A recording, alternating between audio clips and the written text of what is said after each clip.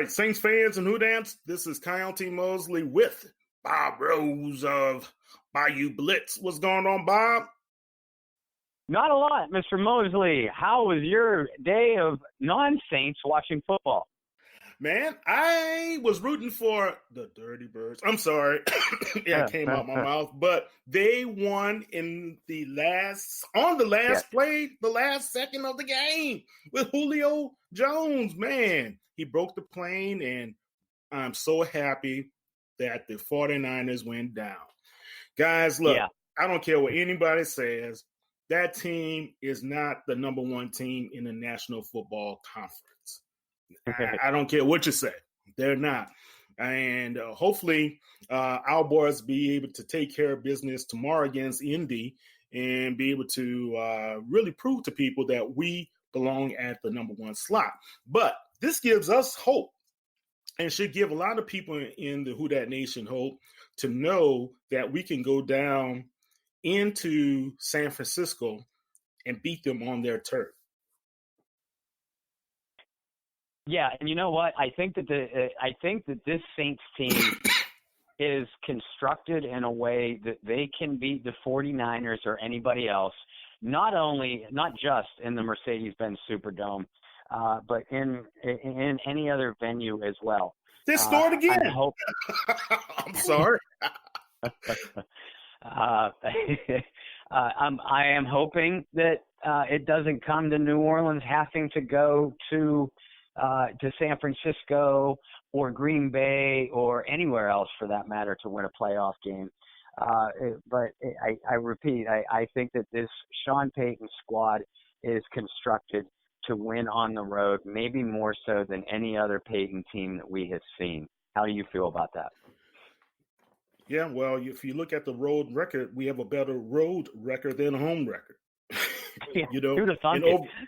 And think about this. Over the past 3 seasons, we've had a better road record than a home record. So that's the encouraging thing to me. And think about how the team also played under Teddy Bridgewater when they were on the road most of the time. So, yeah, I feel good about our opportunities on the road against whomever they put up against us. If it's the Packers, if it's the 49ers, the Seattle Seahawks, I really do feel good about our opportunities. Hey, now, before we get into tomorrow, Monday night's showdown between the Saints and the Colts in the Mercedes-Benz Superdome, folks, let Kyle and I take you through at least the top of the NFC standings. To recap, as my partner, Mr. Mosley, just pointed out, we're all feeling, all of us in Who Dat Nation are feeling a little bit dirtier today for having to root for the Atlanta Falcons. But the Falcons did pull off a last play victory over the San Francisco 49ers. The Seattle Seahawks went on the road and beat the Carolina Panthers. And the Green Bay Packers held serve against the Chicago Bears and Mitchell Trubisky, who, if anybody else was playing quarterback, the Chicago Bears would have won that one. That leaves the Packers leading the NFC North at 11-3. The Seahawks and the 49ers tied at the top of the NFC West at 11-3. And those two still have to play each other. That basically will be for the division title. And the Saints coming into this game against the Colts at 10-3. Did I miss anything, Kyle? No. And I believe with this 49ers loss to Atlanta, that drops them down to the 5th seed, correct? I believe it does. Assuming that the Saints take care of business, yes. Because currently the Seahawks have already beaten the 49ers once, which gives them the current lead in the NFC West. Now, again, those two have yet to play, and that's basically going to be for the division title. But the way the division stands now, let's project that the Saints will beat the Colts. That actually will make the Seahawks the number one seed out of the NFC West. Excuse me. The Saints obviously have already clinched the NFC South, and the Packers are on top in the NFC Central. When it comes down to a three-way tie for the top seed, or for any seed for that matter. Obviously, head-to-head matchups go out the window because you're talking about multiple teams. The next tiebreaker down, if I'm not mistaken, Kyle, is overall conference record.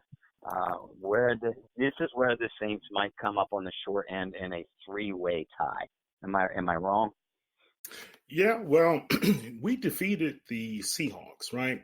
But the problem has been for the Saints, they cannot, and I always said this, remember in the beginning of the season, they can't afford to lose NFC games. And they lost a winnable game against the Falcons, right? A game against the Niners, and the game against the Rams. So if I'm not mistaken, so we got two AFC teams that we're about to play, and then we end the season against the Panthers. Saints really have to win out, right? Because either the Seahawks or the San Francisco 49ers are going to eat one another. Which one is going to do which, we don't know, because they have a game at the end of the season, right? And, I really believe that we have an opportunity to be able to get back into the number one slot. But even if we don't get into the number one slot, the number two slot is what we really need to focus on as well. Because if we do so, then that would send the Green Bay Packers down, right? And Green Bay has a difficult game against the Vikings coming up, if I'm not mistaken. And they, to be honest with you, I saw the Bears game today. They didn't look that impressive, in my opinion. The Bears were a couple of plays away of trying to be able to come back and tie that game up. So, so right now the Seahawks are number one, Green Bay number two, the Saints number three, and the Cowboys are at 7-7, and they have a pretty difficult game going into next week against Philly themselves. Yeah, and that's probably going to decide that game between Dallas and Philadelphia is probably going to decide the NFC East. And like you pointed out, whichever team comes out of the NFC East, they're going to be the number 4 seed. It's basically it's basically in a jumble between the NFC West winner, San Francisco or Seattle, Green Bay and New Orleans, to see who gets those top 2 spots. And you're right. A lot of people missed something that you just so accurately hit on the head. Having the number 1 seed would be nice, but having either of those top 2 seeds are vital. Because I don't need to tell anybody that follows the New Orleans Saints right now that this defense is banged up. And if you follow them, you also know that you're led by a 40-year-old quarterback. Don't you think that this entire team, but especially those 2 factors, would be extremely beneficial to the team to have a week's rest before you take on the gauntlet in a fight to the Super Bowl? Yeah, definitely. Not only that, man, having one of those top seeds to be able to help us, not like you said, just have the time off, but also have like a breather for the coaching staff as well. Because think about it, this time of the year is where the coaching staff, they have to do some new game planning, So going into the playoffs, having an extra week to plan, to be able to execute some new strategy will be beneficial for them. Now, we look at what's happening with the 49ers. They could be in a free fall because next week they play the Rams, and then after that they play the Seahawks. There's a possibility they could lose both of those games or go 1-1, right? Because that game against the Seahawks will be in Seattle, and I'm pretty sure on December 29th, there's going to be some inclement weather up there, So hopefully, let's pray that it will be. So if we look at our best bet, let's go to the Packers schedule, right? Let's kind of pull them up here. So the Packers, next Monday night, they play the Vikings. Huge, huge game, right? So if the Vikings, which they need that game as well to stay in the wild card pace. But the Vikings, if they win that game, doesn't that put them in the number 2 slot? You mean in the overall NFC standings? Yeah, I think that they would take over the North. I do think that they would take over the division, over Green Bay, who did clinch a playoff spot today. But again, we're talking about the top of the conference standings right now, and that game between Green Bay and Minnesota is in Minnesota. Saints fans, I don't need to tell you how difficult that place is to play.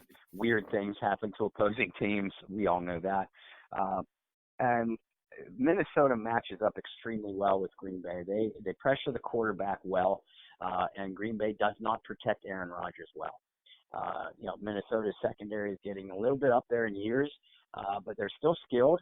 And this is probably the worst healthy receiving core that I have seen Aaron Rodgers play with during his stint in Green Bay.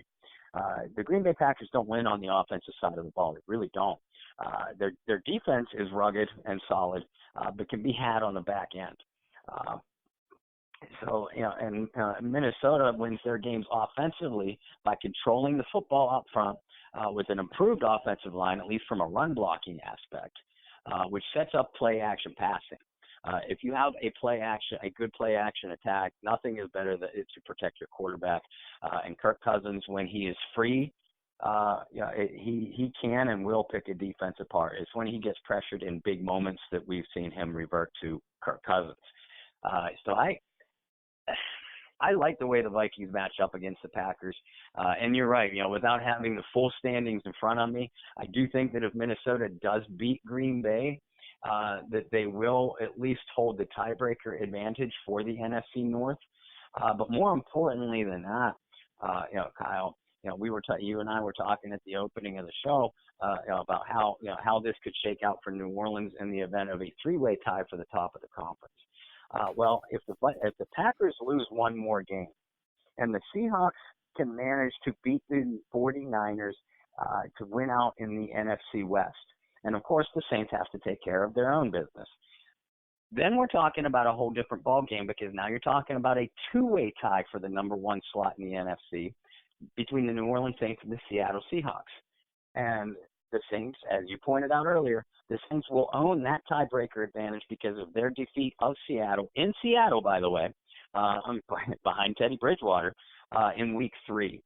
So that's kind of the way that scenario could shake out. Yeah. Well, one thing we have to really pay attention to, and this is why we really needed to win the 49ers game, is that we don't want to have to resort to who's going to be able to help us out, right? Yeah. We should have been able to take control of that game. The defense had their laps at times, but this is a clear reason why the Saints have to, number one, win the next 3 games. The Vikings could defeat the Packers. If they can do that on next Monday night at home, that would put us back into at least the number 2 slot. And if the Seahawks defeat the 49ers, or if the Rams defeat the 49ers next week, then we can go up to the still be in the number 2 slot, if I'm not mistaken, because Seattle, who do they play next week? Is it Arizona?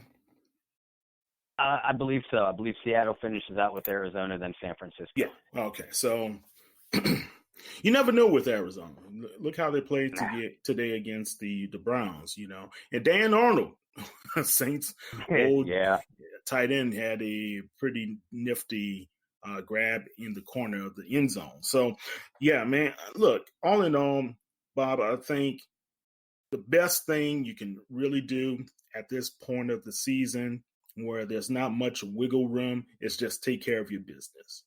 If you're able to take care of your business and not worry about what other people can do, won't do, will not do, you should be fine. But we really need to just make sure we don't have any mental lapse against the Colts, who are battling to stay in the playoff hunt themselves, as well as a Titans team, which I watched today against the Houston Texans, really gave Houston some fits. Houston squeaked out a win over those guys. So the Titans are not an easy win, especially in Tennessee, and that's where we have to go. Yeah, you're right. This Titans team, very little of it other than maybe Derrick Henry. Very little of their team impresses you on paper, but they will slug it out with you until the final whistle. And playing in Tennessee gives them obviously the distinct advantage. The Saints have played well on the road the last few seasons, as you pointed out, but you would still obviously rather be at home. Going on the road is always a difficult endeavor, for an NFL team. I mean, heck, you look at the Vegas odds makers, and they will tell you that home field advantage for either team, in either way, automatically will tilt the point spread 3 points. And that's pretty consistent across the board. And this is the Saints' final home game of the regular season. So, you have to start by taking care of business at home. It is unfortunate. Yeah, the Saints have a spectacular record at 10-3, and they have played terrific football most of the season. But the fact that you have lost 3 conference games and now only have 1 remaining on the road against a divisional foe to end the season, that's not an enviable position. Like you said earlier, Kyle, the Saints, because of the loss of the 49ers last week, need a little bit of help to climb into one of those top 5 spots. But hey, we know that they're in the dance, and we know we have seen anything can happen on either side of the conference from seeds 1 through 6. Is this team capable of going on the road and winning a playoff game or even 2? Yeah, I think that they are. But we talked about how important having that first round bye. I mentioned the injuries on the defensive side, and don't forget Teron Armstead and Alvin Kamara being banged up the last month or two. In addition to the 40-year-old arm hanging off your quarterback, don't get lost in the fact that what you pointed out about the coaches having an extra week to game plan and sort of some mental rest on their part. And I think that that's what these group of Saints players and coaches are talking about. They're not necessarily scoreboard watching and, hey, we need this to happen, hey, we need that to happen. They do realize that if they win out, and even if they don't get any help, that they sit in a pretty good position going into the postseason. I think that they're angry coming off of this 49ers loss, especially Cam Jordan and those defensive leaders. And I look for them to come out really battling against Indianapolis tonight, excuse me. Yeah, but also think about this. You have the 10th year anniversary team. They're in town. Mm-hmm. Many of those guys had public celebrations and everybody's hugging and loving one another. It's so great to see, right? Yeah. But they are going to be playing on Monday Night Football. That means everyone will have an opportunity to watch the New Orleans Saints. Now, if the Saints do not take care of business, if they have any mental lapse, it's going to be public. It's going to be there. Very. Yeah. And that's why if you look at what's going to happen and could happen in this game, you have to start realizing that the Saints have the opportunity to really shake some of the naysayers off. Now, people keep on saying, the Saints lost to the 49ers. I really believe it was a win because that defense was supposed to be the best defense in the National Football League. Mm-hmm. Didn't look like it to me. And losing to Atlanta today also proves to me that defense is susceptible to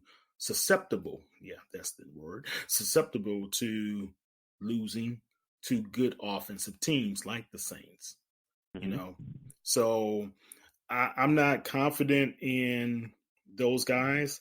I went to 580, 538 .com to be able to do some predictions. If the Saints win out, we still have a 23% chance of winning the Super Bowl. If the Ravens win out, they still have a 36% chance. And behind the Ravens, it comes the Chiefs, and the Saints are still number 3. Now, the thing is, can they win the division? That's what we need. Well, we have won the division. Can we win the NFC? And how can we get there? And we need to position ourselves with being consistent in winning these next 3 games.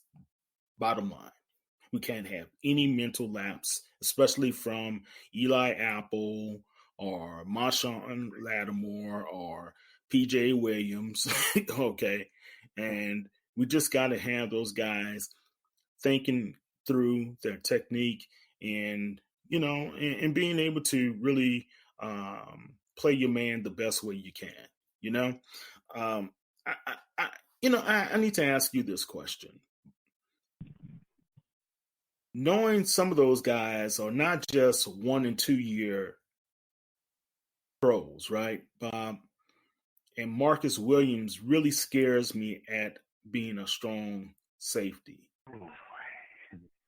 And the reason why he scares me is not because of the Minnesota Miracle or what occurred even against Emmanuel Sanders. What scares me about Marcus Williams is his tackling. After all this time playing football and being a strong safety for one of the top National Football League teams, what's going on with the tackling? Why isn't it better? What's your thoughts? I wish I could tell you. I think if either you or I had an answer to that question, we should be submitting resumes to Sean Payton and Mickey Loomis to be on that defensive coaching staff. Williams, look, it's not that Marcus Williams isn't a physical player. It's not that he shies away from physical contact. He seems to get, everybody who's ever played any kind of sport will know this term. He seems to get the yips when the game is on the line. And we have seen, you pointed out, the Minneapolis play in the divisional playoffs 2 years ago. And his struggles against both Emmanuel Sanders and George Kittle last week. But we've seen it other moments as well when teams have moved into position for game-winning drives, whether they finished it off or not. Marcus Williams is usually on the wrong end of a highlight play to move a team into scoring position, or even worse, allowing them to score. It has to be a confidence thing with Marcus, when the game is on the line. And he has been, again, on the wrong end of some highlight plays in big, huge moments. That has to be in his head right now, Kyle, because most of the time, and Marcus Williams has had a Pro Bowl caliber season. I thought he has had an outstanding season, really rebounding from some struggles most of the year in 2018. But again, like you said, not only in the 49ers game, but there were a couple other close games that the Saints had where Marcus was either out of position or badly missed on a tackle that allowed a team some crucial extra yardage to make either a game closer than what it needed to be, or really put his defense's backs against the wall. He has to overcome that. He has to get out of his own head.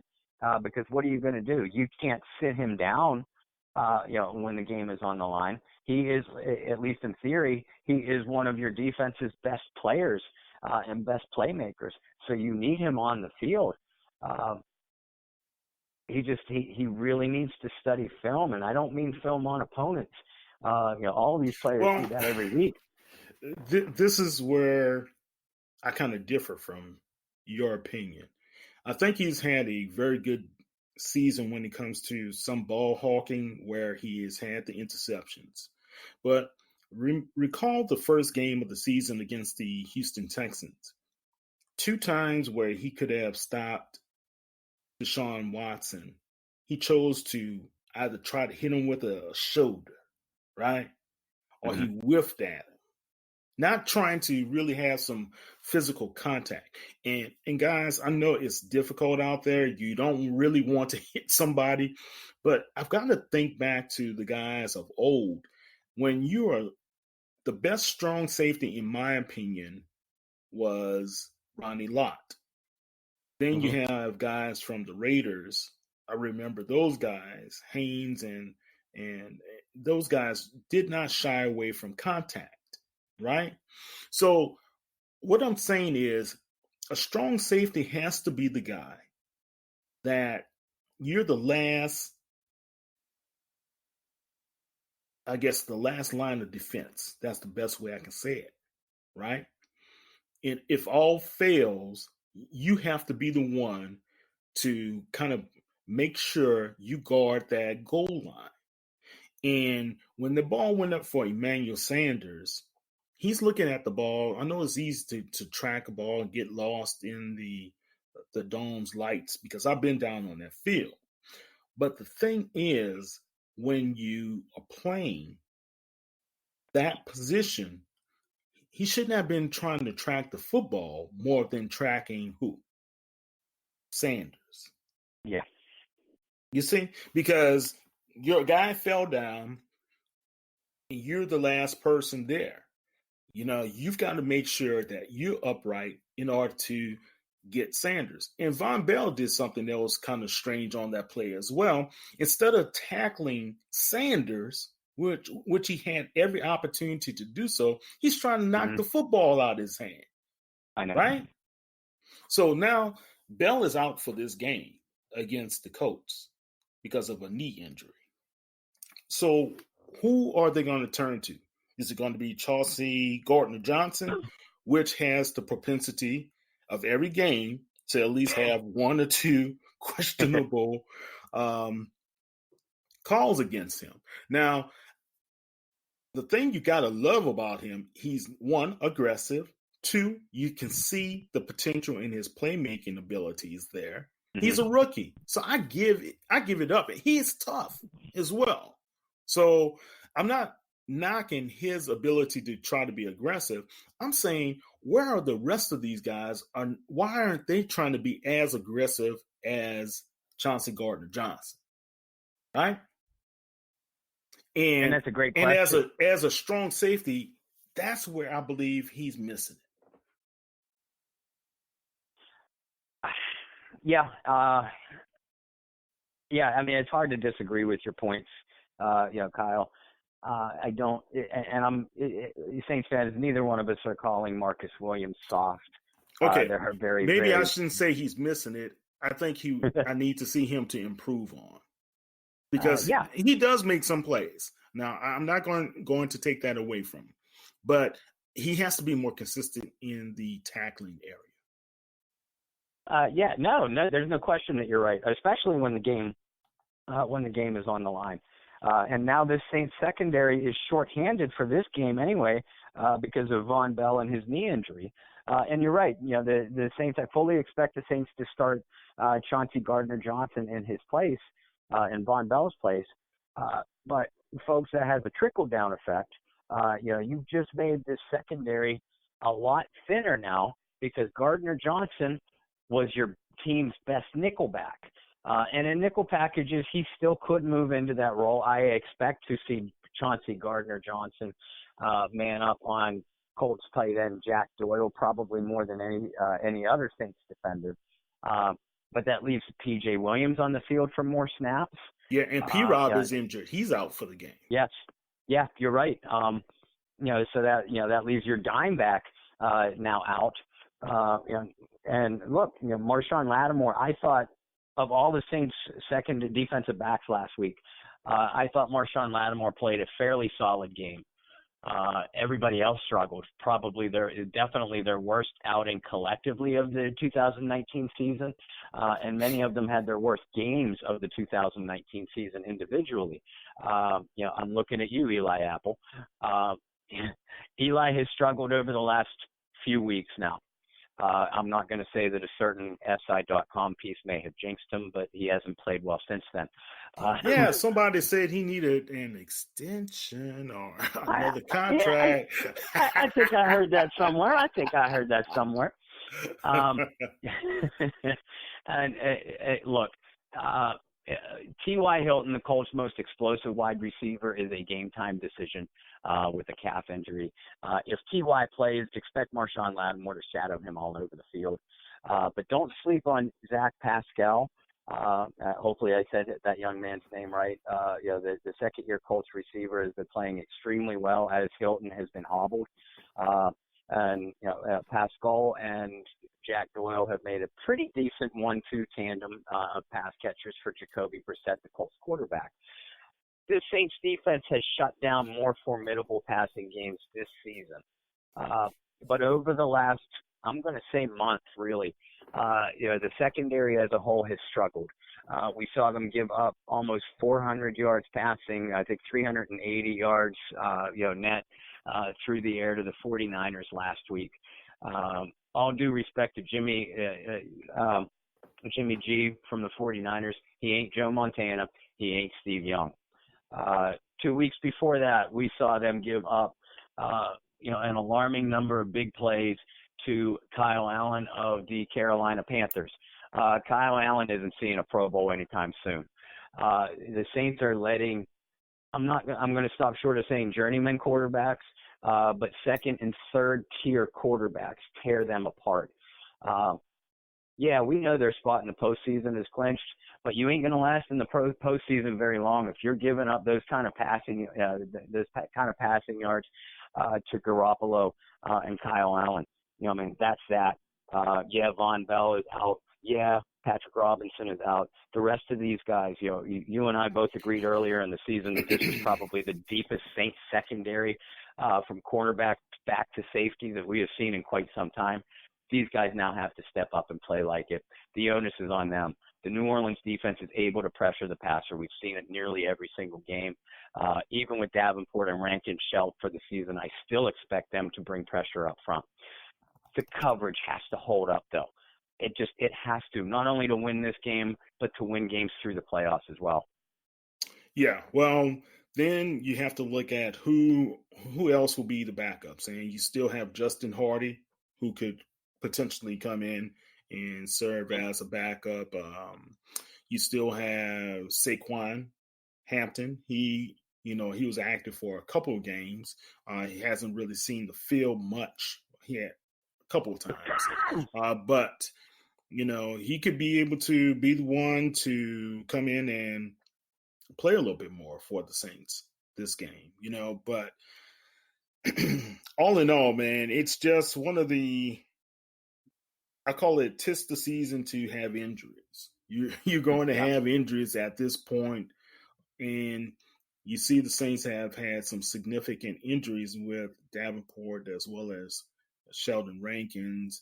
And, every year it's something. I remember one year it was the hamstring. Then another year was the knee. This year seems like the ankle or the lower leg injury has been hampering the Saints, So I don't know how these guys are going to attack. I just do know this one thing.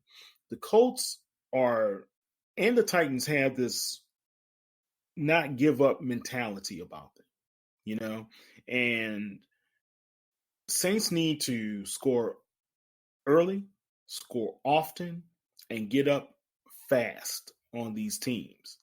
Because if we don't do this and we don't give our defense an opportunity to be able to make some plays and kind of take the wind out of the sails of these guys and give them hope, we're going to be in a dogfight.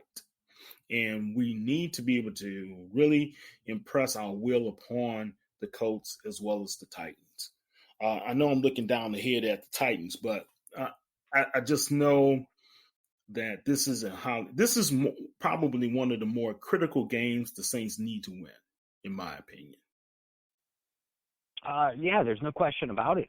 You mentioned on the offense, we've been talking on the defensive side of the football most of the night, most of the last couple of weeks, really. And I think, and I never thought I'd say this about a Sean Payton team, I think the performance of the Saints offense in the last several weeks has sort of slipped under the radar. Now, you did point out earlier tonight, that the Saints rolled up 46 points and were really next to unstoppable against supposedly the top-rated defense in the NFL with the San Francisco 49ers. But they have been playing, the Saints offense, that is, has been playing extremely well over the last month or so, really since that Falcons debacle at home coming out of the bye.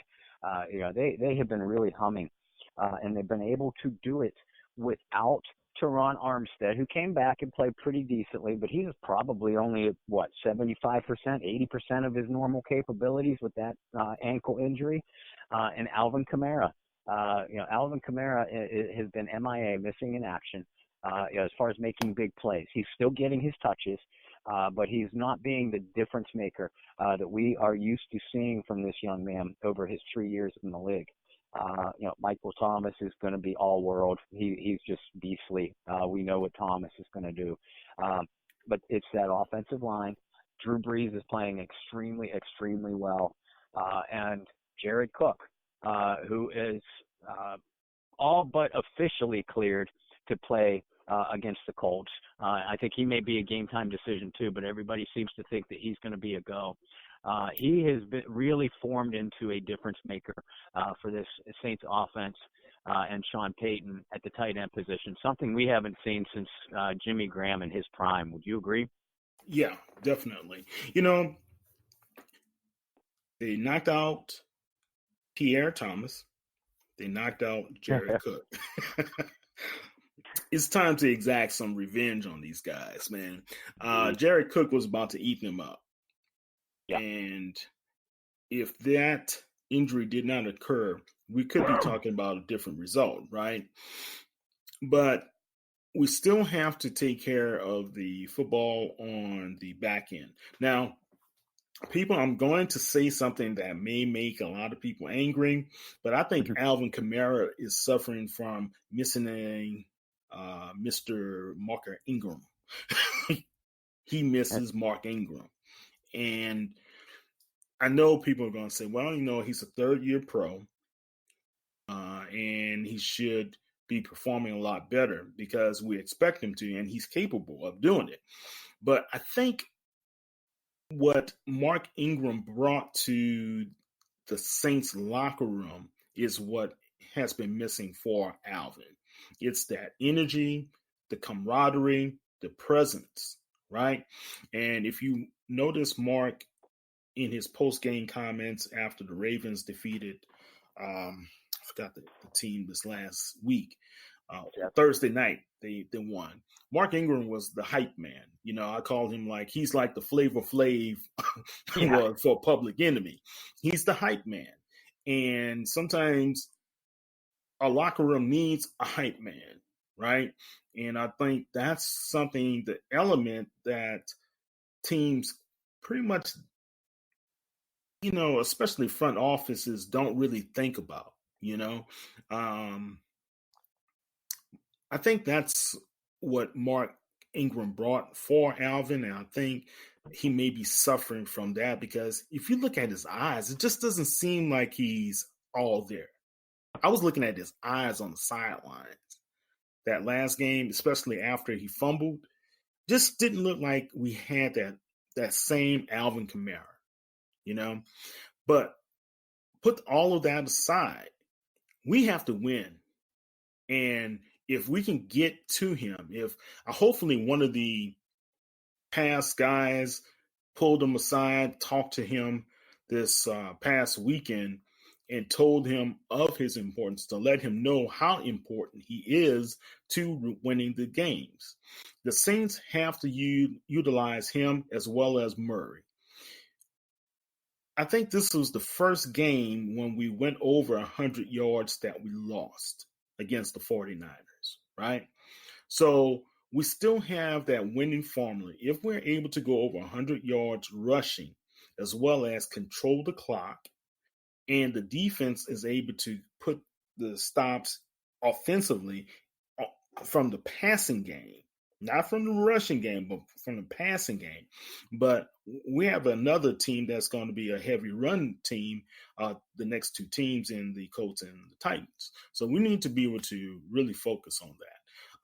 They did a good job. They were able to limit one runner from going over 100 yards, but collectively those guys had what 100 and is it 160? 162. See, yeah, 160 yards, man. So yeah, but I'm just gonna say this, man. We can win this game. We can win all three of these games. It should be no reason why at the end of the season's New Orleans record is not 13-3.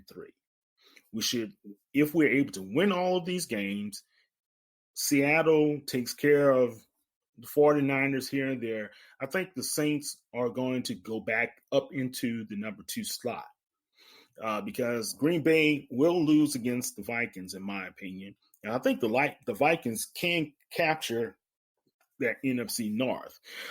So there are a lot of what ifs, but the best what if is taking care of yourself and taking care of your business at home. Yeah, no question about it. And I do think that it starts with this Colts game. And I think the Saints right themselves in a whole lot of different ways in the game against Indianapolis. Indianapolis does not have a dynamic passing game. So I do agree with you. I think that Sean Payton should, and I think he will, come out with an aggressive game plan, especially at home in front of those fans on a Monday night, to get up a couple of scores and make Jacoby Brissett beat them rather than control the football with Marlon Mack, because that is out of the Colts' comfort zone.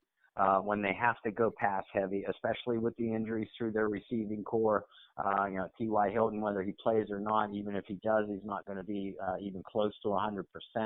And he's going to have Mr. Marshawn Lattimore on him, which I do like that matchup. So if the Saints can get up by a couple of scores, and I do think that they will, they can get Latavius Murray on track and control the football through both the run and the pass. Breeze has been as sharp through these short and intermediate routes as we've ever seen him. That's kind of gone under the radar, since his return from his hand injury. And the Colts defense is giving up, the Colts 22nd ranked pass defense, mind you, is giving up almost 70% completion percentage. That plays well into the hands of Mr. Breeze, Mr. Kamara, and Mr. MC, Mr. Can't Guard Mike. And especially if Jared Cook plays, that gives an added dimension to the Saints offense. I'll be honest, I would be shocked if the Saints didn't roll through the Colts. I do think, with the injuries that the New Orleans has on the defensive side of the ball, they will give up some yards and maybe some points.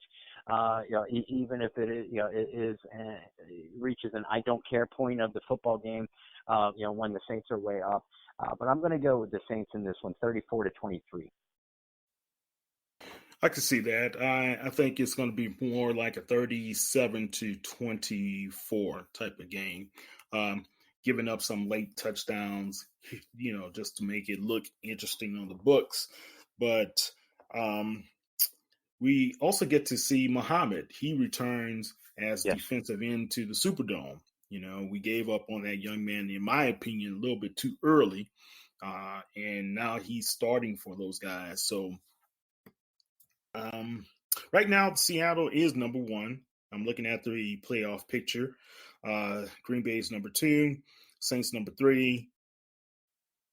4th, Dallas. 5th, San Francisco. And 6th, the Minnesota Vikings. Okay, Bobo. Let's see here. If we go into week 16, playing Tennessee, and the Saints need to get some help. Can the Rams defeat the 49ers? Honestly, Kyle, I don't think so.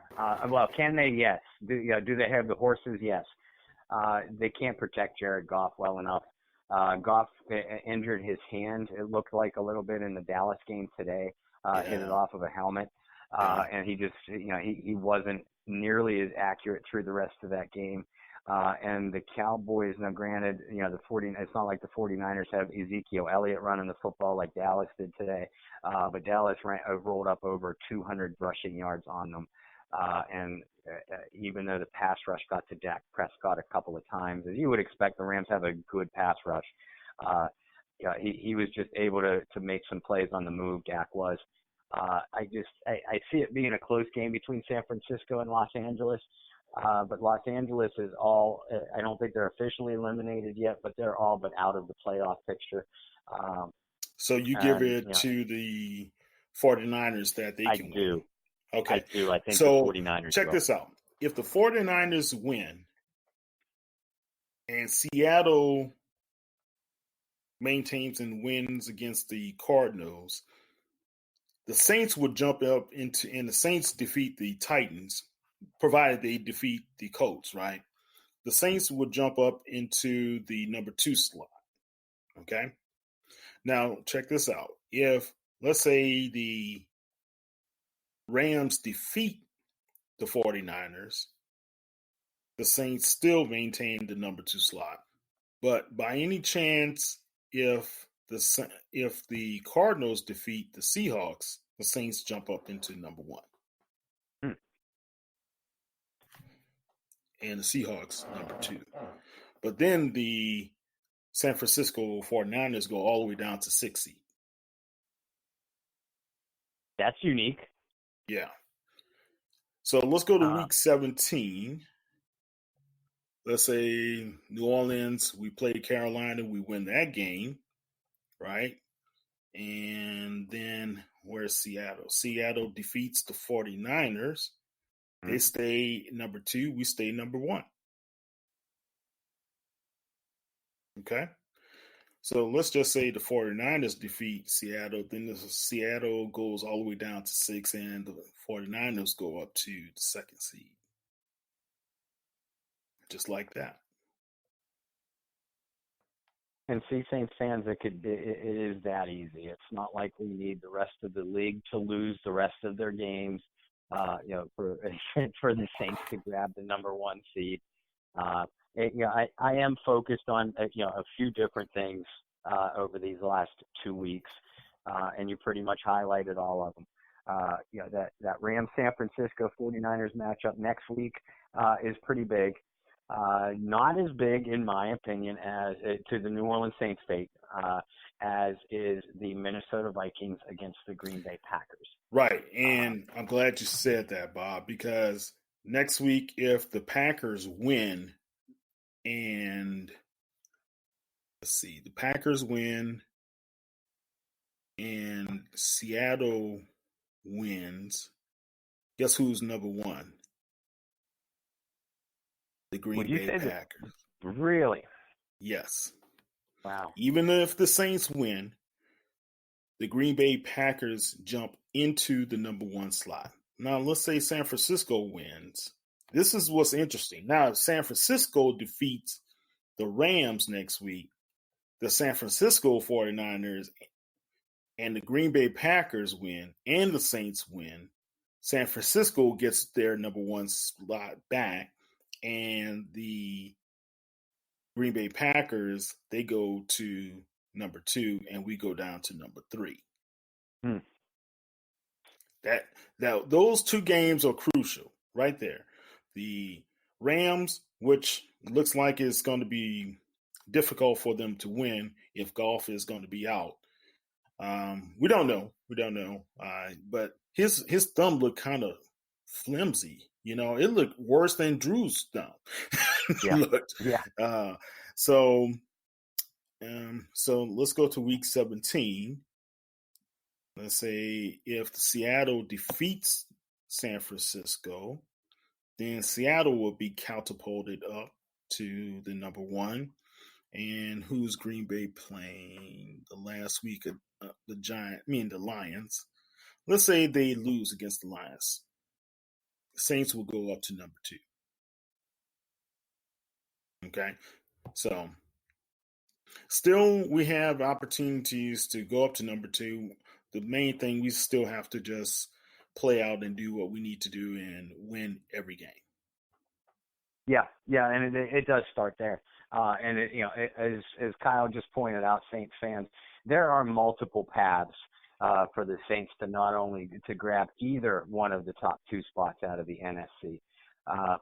If you don't want to make your head hurt with all the math, like mine does right now, then the simplest scenario is this for the number 1 spot anyway. New Orleans obviously has to win out. That makes everything just the easiest to figure out. But New Orleans wins out.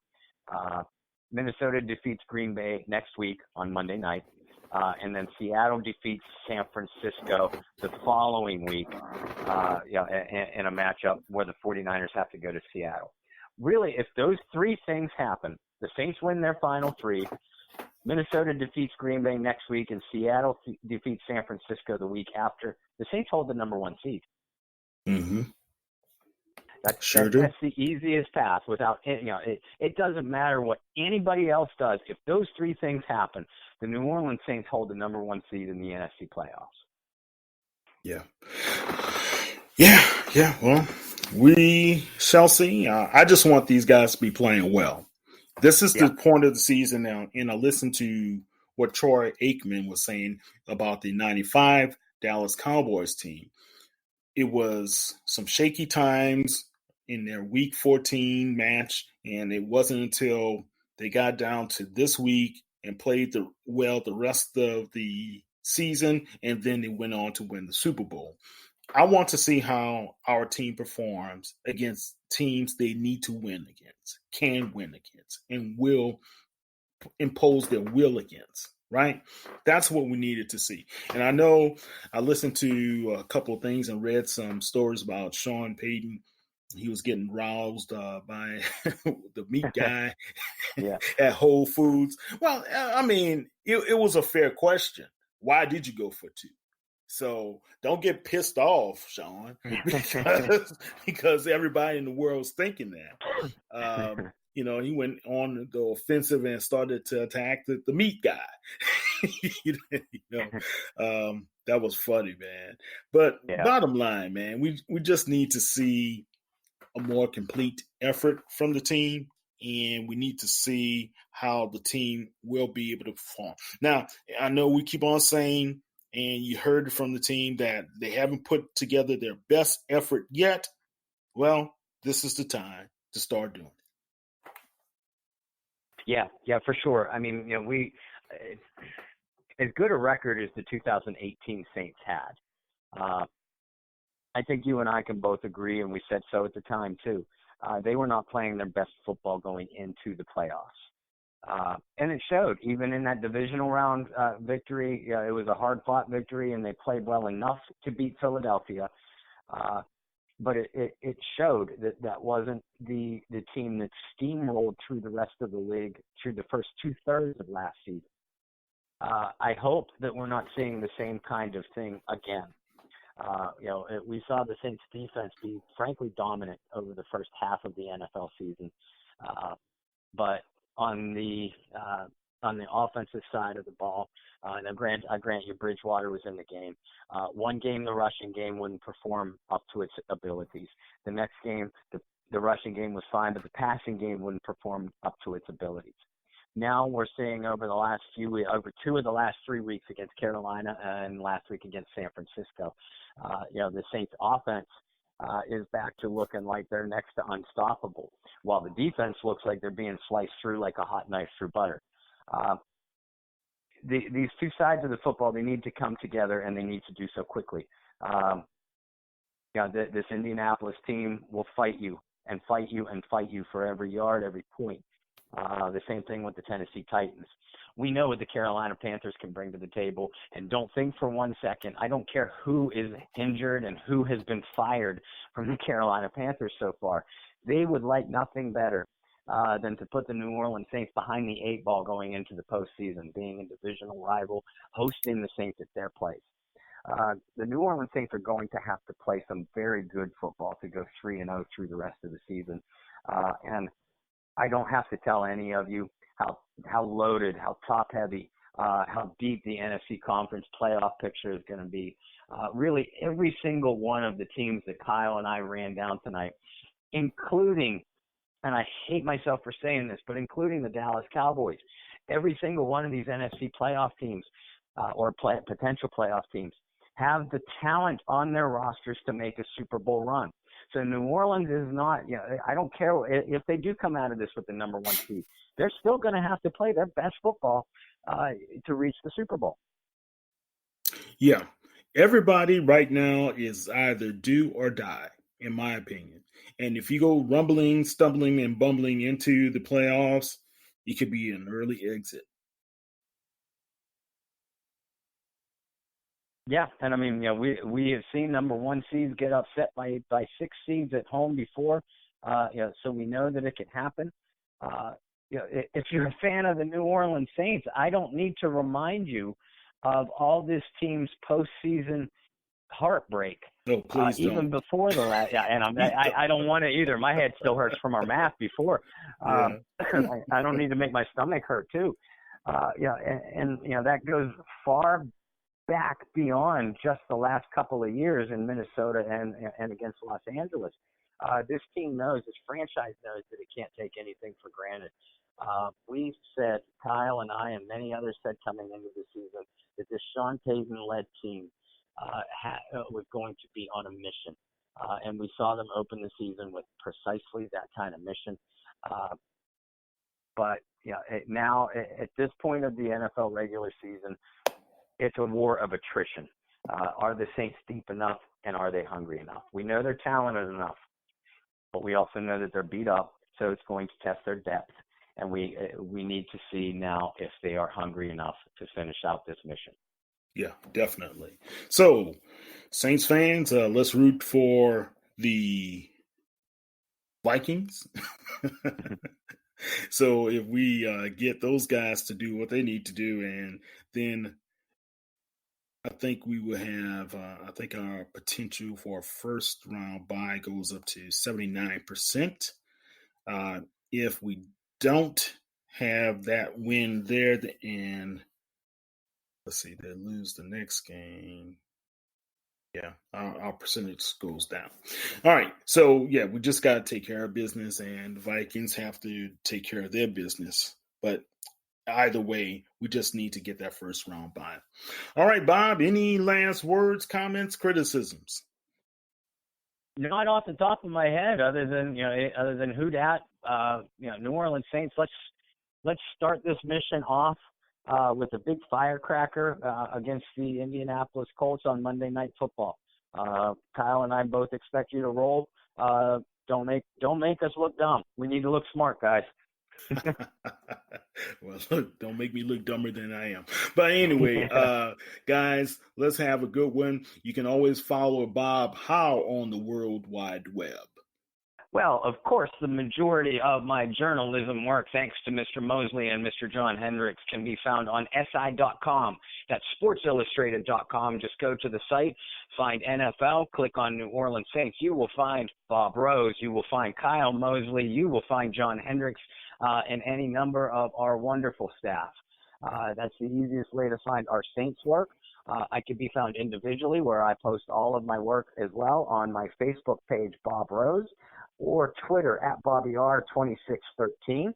And obviously, Mr. Mosley and myself and our wonderful production of the Bayou Blitz can be found on Facebook, on our Facebook Bayou Blitz page. So please join it if you aren't already a member. If you are already a member, keep up the great work. You guys make us look great, and we thank you for it. Definitely. And don't forget, Saints fans, you can follow us at Saints News on Instagram, Twitter, as well as Facebook. And you can go to si.com/NFL/Saints to be able to read all of Bob Rose, John Hendricks, myself, Aaron Miller and Dr. Carla Antoine, as well as Brendan Borland. These are the members of the Saints News Network crew. All right, guys, stay tuned to more of the Bayou Blitz on Wednesday, and Bob and I will give you our recap as well as preview of the Titans game, and we'll go from there. This is Kyle T. Mosley of the Saints News Network with Bob Rose of SI.com. Bob, take care, buddy. You too. Who dat? Who dat?